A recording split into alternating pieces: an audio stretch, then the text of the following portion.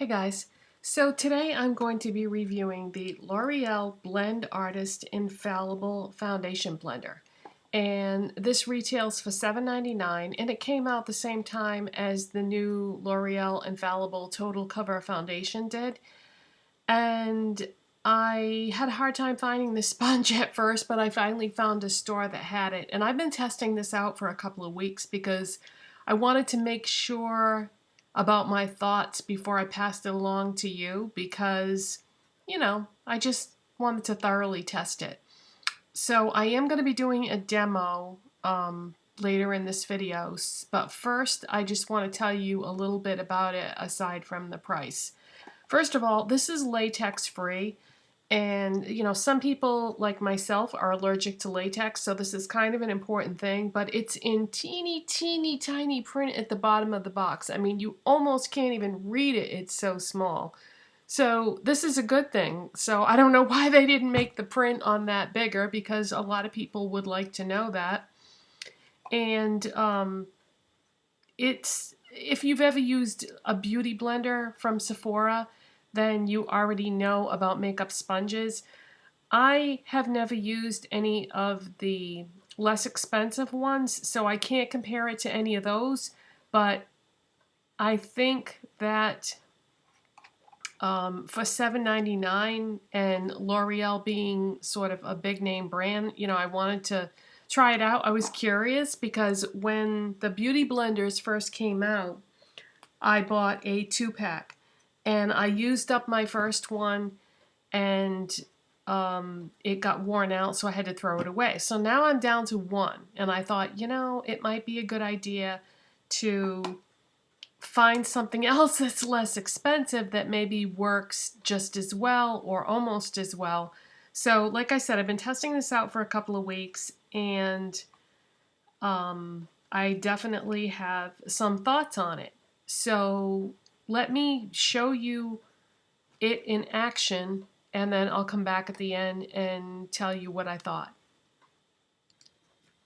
Alright, so let's get started then. All I have on right now is a little bit of lip balm and a foundation primer. So let's start from there.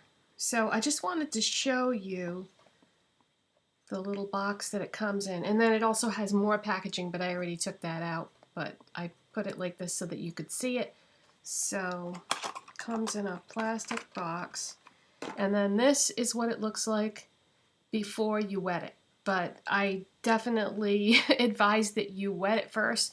I usually, when I'm using a makeup sponge to do my makeup, I usually put it under warm water for, I don't know, a couple minutes, and then I just wring out the excess and I use it like that. So when they say use it damp, to me, it works better if you use it wet rather than damp. So I'm going to go do that. I just wanted to show you what it looked like before I wet it. And I will be right back. And then this is what it looks like after it's wet. So blows up a little bit, but yeah. So I guess it's significantly larger than it was before. So this sponge was released the same time as the L'Oreal Infallible Total Cover Full Coverage Foundation. And I've already reviewed this, and when I reviewed it, I had it in one shade lighter. I had it in, let's see, what did I have before? I had 301 Classic Ivory before, and it was just a tiny bit too light. And so I repurchased it in 302 Creamy Natural, and this is a much better match for me. So if you were also interested in the foundation, if you've always used the same shade in L'Oreal, for whatever reason, this skews a little bit lighter than it does in their other foundations. So just something to keep in mind. Now, I know this is a review for the sponge, but I just want to mention that when you apply your foundation, it's a good idea to have the best tools for the job. So if you bought this foundation and you didn't like it, it could very well be that it's because you applied it with a brush. Certain foundations are going to work better with specific tools. And when it comes to a thick foundation, and this is the thickest foundation I've ever used in my life, you're better off with a beauty blender, or I should say a makeup sponge, because not only is this thick, it is extremely concentrated. And a sponge is just going to help you blend it out better and get the coverage you want. If you use a brush with this foundation, it's going to be a big cakey mess. And I've seen in people's videos, people trying out this foundation and not liking it, and they were using way too much. So a dab will do ya, as we used to say years ago. So I just wanted to throw that out there because I don't think it's fair to the foundation for people to say they don't like it when they aren't using it properly. So, all right, let's get started with the makeup sponge.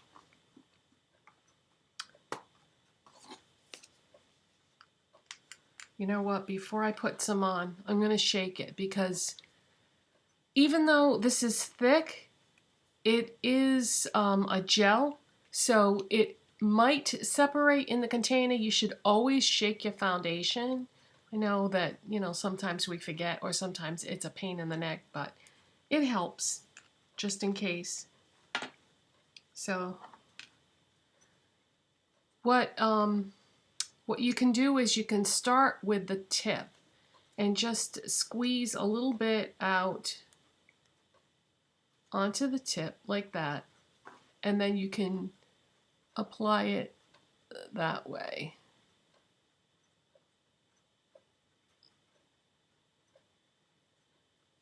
And then you can flip it over and pounce it.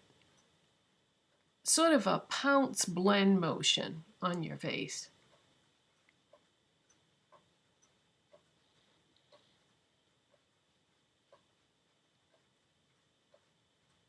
Now you can make this be whatever you want it to be. You can go lightly, you can do a medium coverage, or you can do a full coverage.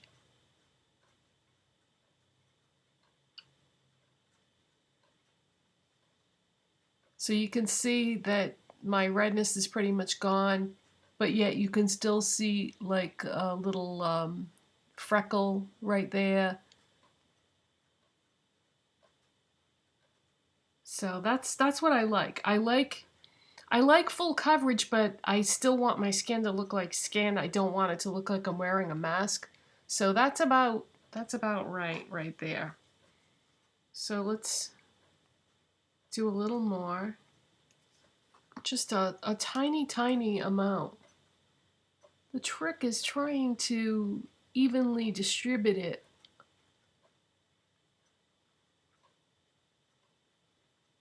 When you've got that small of an amount, it's kind of hard to spread it out. But the makeup sponge does blend it nice. And you have to move quickly. You can't really take your time doing this because otherwise the spots will dry in place, especially, you know, once you spread it out like that.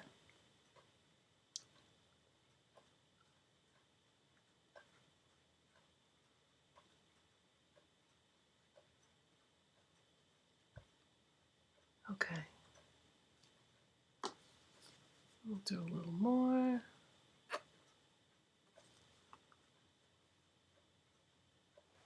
I like to take my foundation down to sort of blend it out with my neck color because my face and my neck are not the same color. So I'm just gonna go right across like that and then blend it.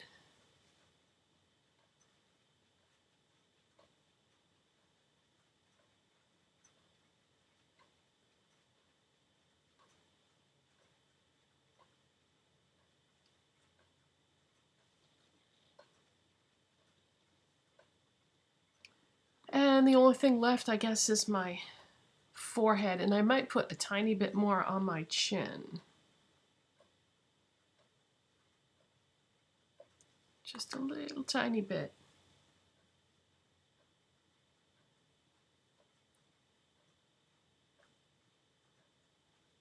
And then flip it.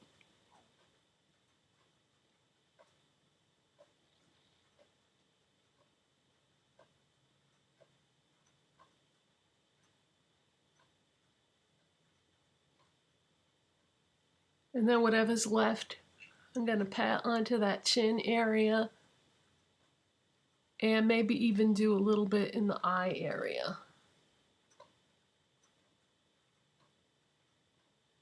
Yeah, there wasn't anything left really. I'm not gonna put more on to do the eye area. I'll just use the eyeshadow primer for that. So that is looking pretty even. I don't see any areas that aren't blended out. I do see a little bit of redness right there.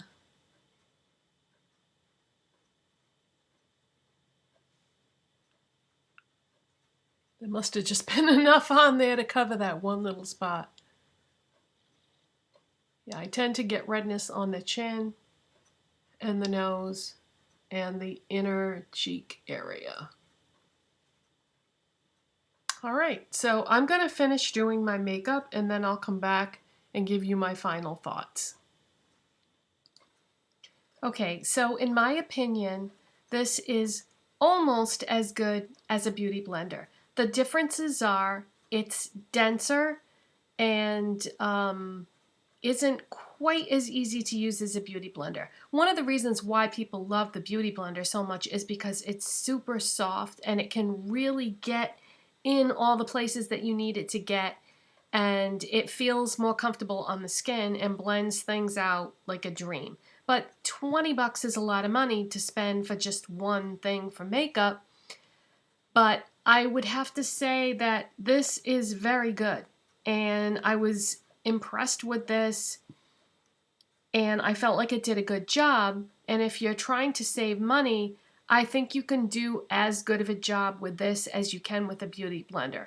Now, having said that, if you can spend the extra money, I like the beauty blender better for the reasons why I just said, but this is almost as good. So it's up to you whether it's worth it or not to wait and save the extra money and buy the beauty blender.